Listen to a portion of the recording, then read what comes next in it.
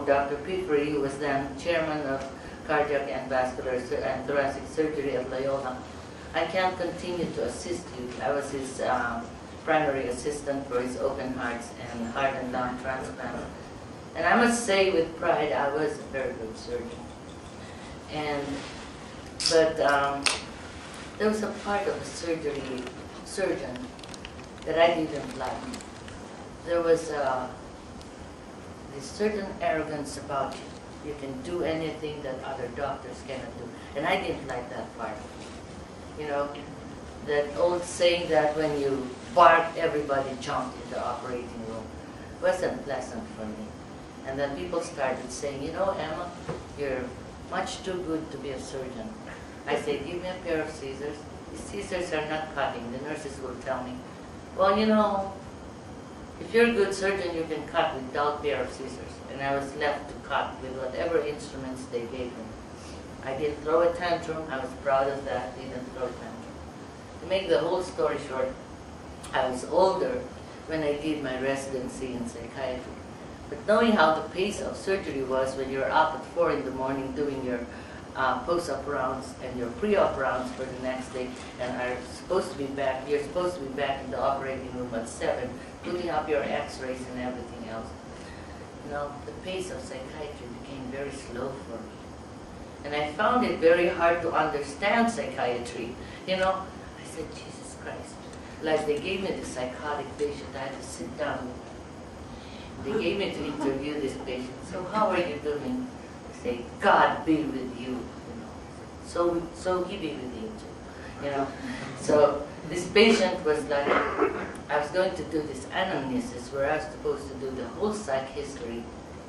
And because the patient was so circumstantial and so tangential and was saying a lot of things that didn't make sense, it took me 2 hours to do the initial interview with the first patient.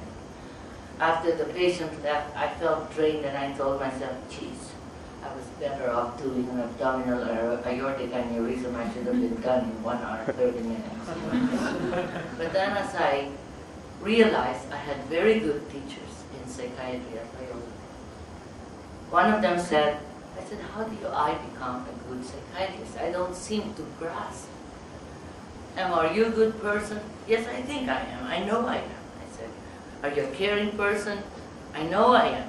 Are you a good physician? I know I am. I said, but of course I'm not going to stop learning. I said, I will keep on reading. I'll try to see, listen to my other colleagues and to my mentors so that I'll continue to learn. I said, this is the only thing I'm going to teach you. I said, in every patient,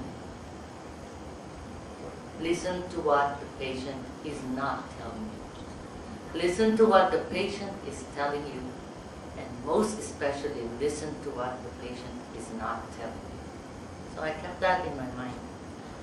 And the pace in psychiatry was too slow. And me and my big mouth, I went to my director and I said, can I do a double residency? Can I do a primary care? And I said, I'm too bored. I'm so sorry. I said, I'm too bored. And they said, okay, but you're not going to be bored in internal medicine. No, I said, I'm just going to use it for the sake of my patients. And so they said, well, we're not going to let you finish 3 years. We're just going to let you do 2 years. Okay, that's fine. I said, I just want a break from the psychiatry part of it. So they let me do primary care. And boy, me and my big mouth, I blamed myself for that. I was running up and down VA and Loyola like nobody's business. I had no choice but to run, you know. Too much work.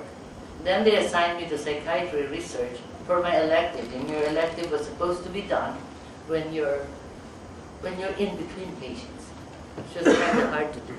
But like Dr. Rancho, one of my mentors and author of the book 7 Weeks to Better Sex. Have you heard that book? Well, the book is published. Dr. Rancho is now 80 years old. She calls everybody sweetie, you know. And she ran the Loyola Marital and Sexual Dysfunction Clinic since the 1970s, you know. She talks about sex like you're talking about a bottle of Pepsi Cola. You mean you're not orgasmic? Jesus Christ, how can that happen, you know? She says that. I said, how long has it been since you had sex with your husband? 2 months? How the hell could you have done that, you know? And she was a very enthusiastic teacher. I had this other enthusiastic teacher, Dr. Santucci.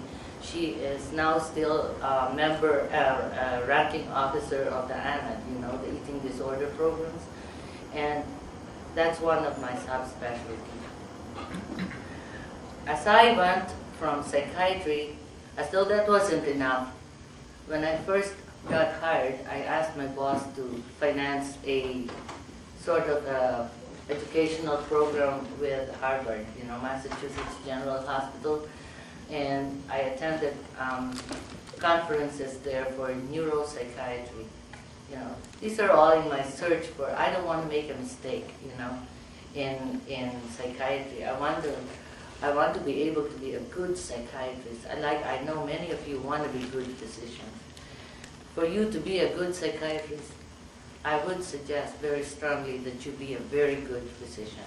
That when you see a patient, you don't only see a psychiatric patient, you don't see a psychotic, you don't see a depressed patient, you see the patient in her totality, in his totality. You look at what's wrong, you know the family. So I'm very proud to say when I go get my patient, yeah, how's Harry? So how is your kid Cody? You know, how is Andy doing in college? You know, I have a knack for remembering names, and I think, you know, how the name is golden to the ears of people. You know, I practiced that very early on in my career. Anyway, I asked for another 6 months in neurology, again, part of my being a big mom, you know, and so I did not regret it. Psychiatry, as I got to practice, I found it more and more beautiful. Every single specialty in the field of medicine should have a bit of psychiatry. A large part of a surgeon's practice should be psychiatry. You know, you should know how to approach a patient and explain to him very gently in language they could understand and the family could understand how the procedure would go. I got very surprised when in my practice I got people who are post-op with complications on their J pouches telling me, "Doctor, what do you think of this?" Well, I said, you know, I would consult another colon surgeon and I will ask a revision, and then transitioning them from having that J pouch to having a permanent colostomy is another big stress in the life of the patient. And just like when I was a surgeon, I don't only put the colostomy everywhere. I look at how the patients wear the clothes. I look at where the belt line is so you don't, you know, it doesn't interfere. And also I refer them to physical therapy and rehab medicine so that they can exercise the rectus abdominis muscle and exercise that colon to expel feces in the morning, especially for executives. You know, that kind of consideration for every patient. You will feel your triumph in every case that you handle. Dr. Carpenter said I was a good storyteller. And my life dream is to be able to write a life story of each of my patients that I'm going to give to them at the end of my practice when I retire. But I don't think I will retire, you know. What am I going to do, clean bathrooms in the house? Which I always do every day. I have this obsessiveness about me. 5:30 in the morning, I clean my bathroom. Has to be clean, you know. But anyway, what I'm telling you is every person's life story is so beautiful. But I hope to write those stories in a way that they will see their negatives transformed into positivity in the course of their therapy. I never do med management alone. I always mix it, even in the 30-minute follow-up sessions, I always mix it with a little bit of psychotherapy or supportive psychotherapy. Because I believe very strongly in psychotherapy. I had Dr. Patricia was my supervisor in psychotherapy when I was in Loyola. And I presented once a patient to her and said, but you know, here's a 43 years old and blah, blah, blah. And I said, and you know, after all this 4 months, she hasn't moved from here to there. You know, Dr. Mambi, Patricia Mambi told me, Emma, I think you're more interested in getting better for the patient. You have to allow the patient. Do not give the solutions to the patient. You have